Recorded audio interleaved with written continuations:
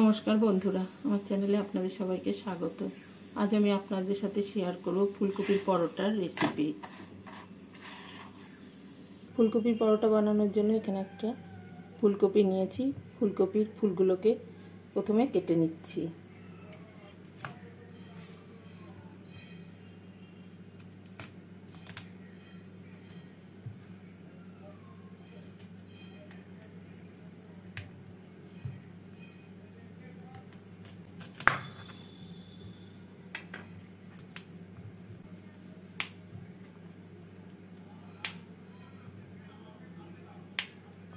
এখানে নিয়েছি কিছুটা গরম জল, জলের মধ্যে অল্প নুন দিয়ে ফুলকপিগুলোকে 5 মিনিট ভিজিয়ে রেখে দেব।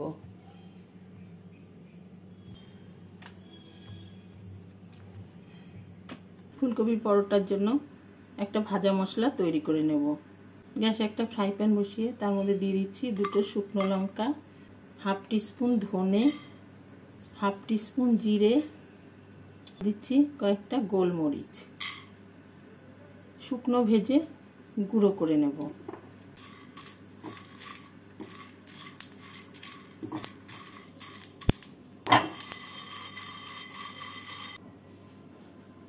এবার এই ফুলকপির ফুলগুলোকে গ্রেট করে নিচ্ছি।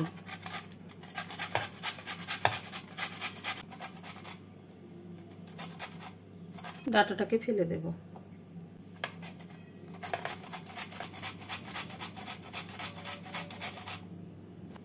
গ্রেট করা ফুলকপির মধ্যে হাফ টিস্পুন মতো নুন দিয়ে মাখিয়ে 5 মিনিট ঢাকা দিয়ে রেখে দেব।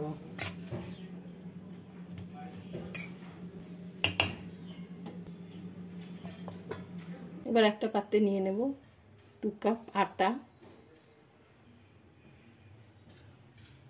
এর মধ্যে দিয়ে দেব 3 টেবিল চামচ বেসন, 1 টিস্পুন নুন, 1 টিস্পুন জোয়ান।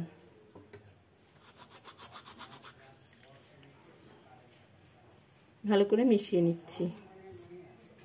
এবার এর মধ্যে অল্প অল্প করে জল দিয়ে শক্ত একটা ডো বানিয়ে নেব।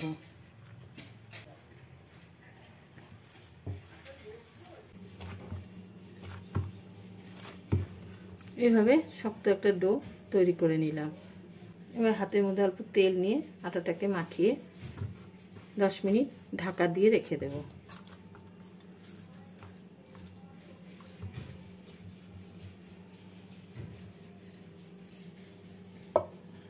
নুন মাখিয়ে রাখা ফুলকপিটাকে একটা কাপড়ের মধ্যে নিয়ে চিপে জল বার করে নেব।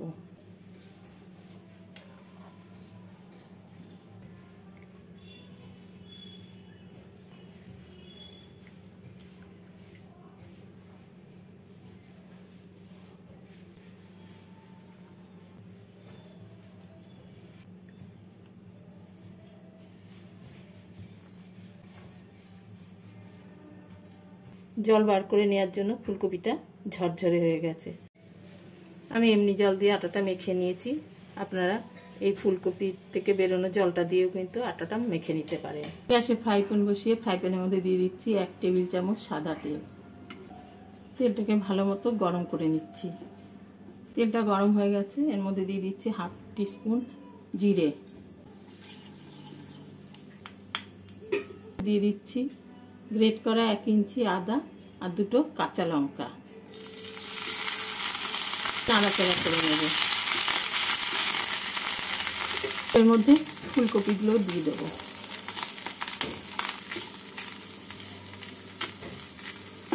গ্যাসটাকে মিডিয়াম ফ্লেমে রেখে এর মধ্যে দিয়ে দেব অল্প নুন।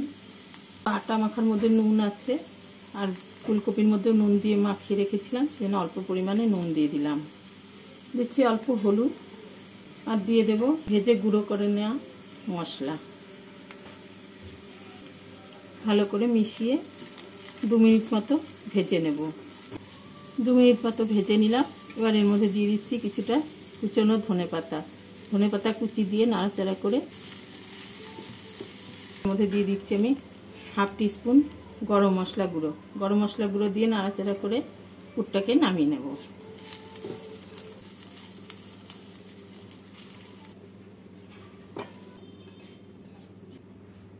এবার এই মেখে রাখা আটাটাকে আর একটু মেখে নিচ্ছি।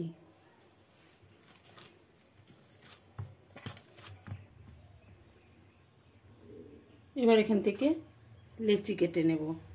আমরা যেভাবে রুটির লেচি কাটি তার থেকে একটু বড় করে লেচি কেটে নিচ্ছি।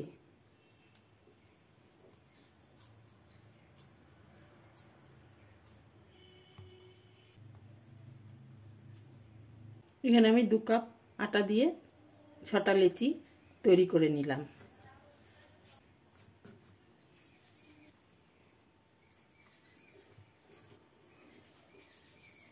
এখানে নিয়েছি আটা, লেচিগুলোকে এই আটার মধ্যে একটু মাখিয়ে নিচ্ছি। মাখিয়ে নিয়ে এবার বাটির মতো তৈরি করে নেব। মাঝখানটা একটু মোটা রাখবো আর চারদিকটা পাতলা করে নিচ্ছি। মাঝখানটা মোটা রাখলে পুরটা দিয়ে বেলার সময় পুরটা বেরিয়ে যাবে না। এইভাবে বাটি তৈরি করে নিলাম। এবার এই পুরটা থেকে 3 চামচ পুর এর মধ্যে আমি ভরে নেব।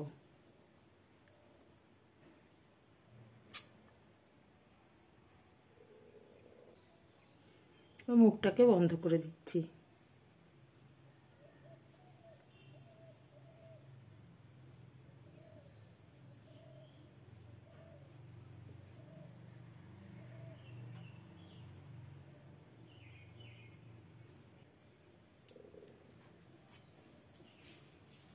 এইভাবে সবকটা লেচিতে পুর ভরে নেব।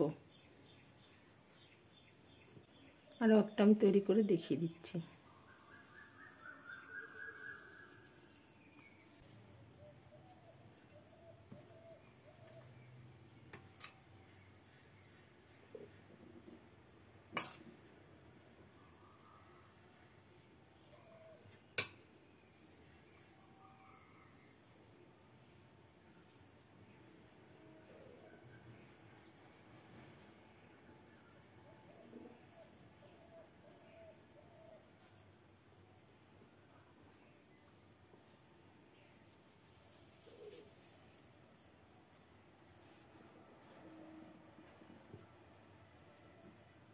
পরোটাগুলোকে বেলার জন্য অল্প আটা নিয়ে নিলাম।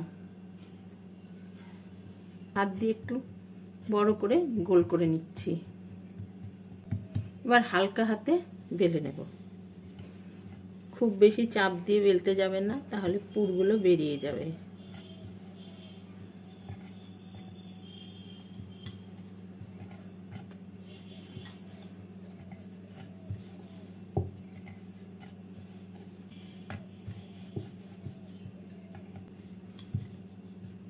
ধারগুলোকে একটু পাতলা করে দিচ্ছি।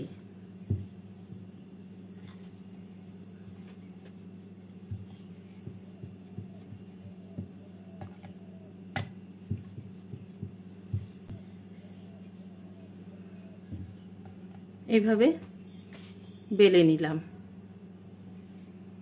এবার সবকটা পরোটাকে এভাবে বেলে নিচ্ছি।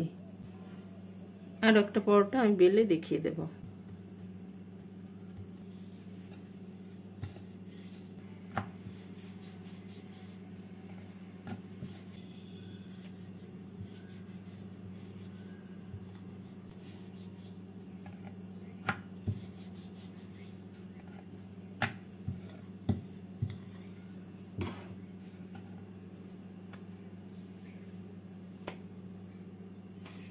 সবকটা পরোটাকে বেলে নিলাম। এবার পরোটাগুলো ভেজে নেব। পরোটাগুলো ভাজার জন্য গ্যাসে একটা তাওয়া বসিয়ে তাওয়াটাকে হালকা গরম করে নিচ্ছি। তাওয়াটা হালকা গরম হয়ে গেছে। এবার এর মধ্যে একটা করে পরোটা দিয়ে দেব। প্রথমে পরোটাটাকে উল্টে পাল্টে ভেজে নিচ্ছি। এবার এর মধ্যে অল্প করে ঘি দিয়ে দেব। আমি এখানে ঘি দিয়ে পরোটাগুলো বানাচ্ছি। আপনারা ঘি পরিবর্তে সাদা তেল দিয়েও তৈরি করতে পারেন।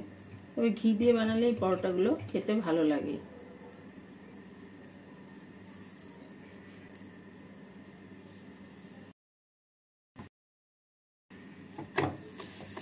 এবার এই দিকটাতেও অল্প ঘি মাখিয়ে নেব। ঘি দিয়ে উল্টে পাল্টে লাল করে ভেজে নিলেই তৈরি হয়ে যাবে ফুলকপির পরোটা। একবার এইভাবে ফুলকপির পরোটা বানিয়ে খেয়ে দেখতে পারেন। পরোটাটা ভাজা হয়ে গেছে, নামিয়ে নিচ্ছি। এইভাবে ফুলকপির পরোটা বানিয়ে আপনারা টক দই অথবা আচার দিয়ে খেয়ে দেখতে পারেন।